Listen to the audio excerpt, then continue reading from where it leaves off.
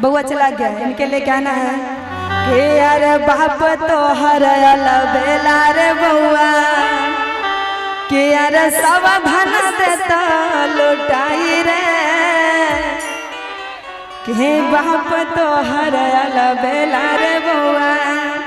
कि सब धन देता लुटाई रे कि अरे हम कहलिया मौसी के नैला अरे मौसी भर दिन खैतौ रे कि सबसे बढ़िया फुआ के लैता, सबसे बढ़िया फुआ के लैता, फुआ के सलेता रे सबसे बढ़िया फुआ के लैता, फुआ के सलेता रे बाप तो हरयल बेला रे बउआ अरे बाप तो हरयल बेला रे बउआ सब धन देता लुटाई रे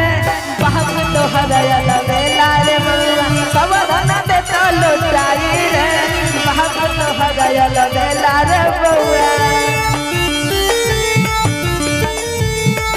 क्या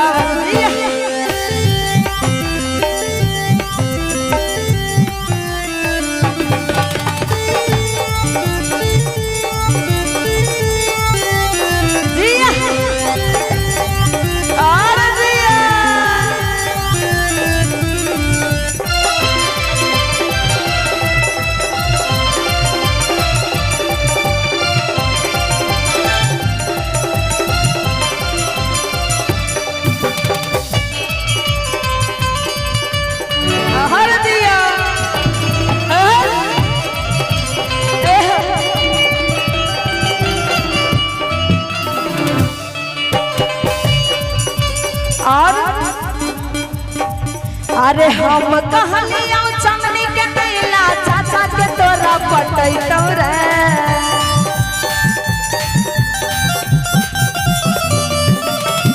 हम कहलिया चंदनी के नैला ब्यूटी पार्लर जैतौ रे अरे ब्यूटी पार्लर जैतौ रे बाप तो हरयल बेला रे बउआ रे बाप तो हरयल बेला रे बउआ सब धन देता लुटाई रे बाप तो हरयल बेला रे बउआ सब धन देता लुटाई रे बाप तो हरयल बेला रे बउआ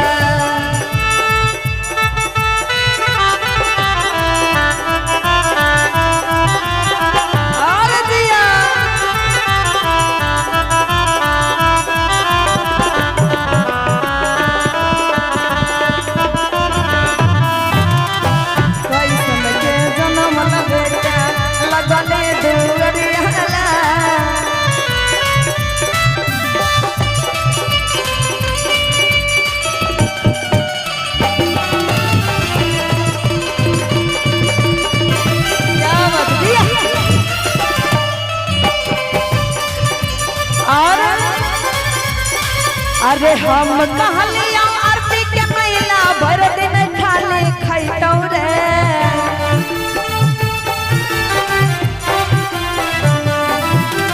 हम कहलिया आरती के मैला भर दिन खाली खैतौ रे अरे भर दिन खाली खैतौ रे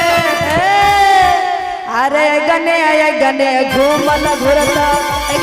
गने घूमल घुरता बाबा काम नहीं करता रे तो हरयल बेला रे बउआ सब धन देता लुटाई रे बाप तो हरयल बेला रे बउआ सब धन देता लुटाई रे बाप तो हरयल बेला रे बउआ सब धन देता लुटाई रे बाप तो हरयल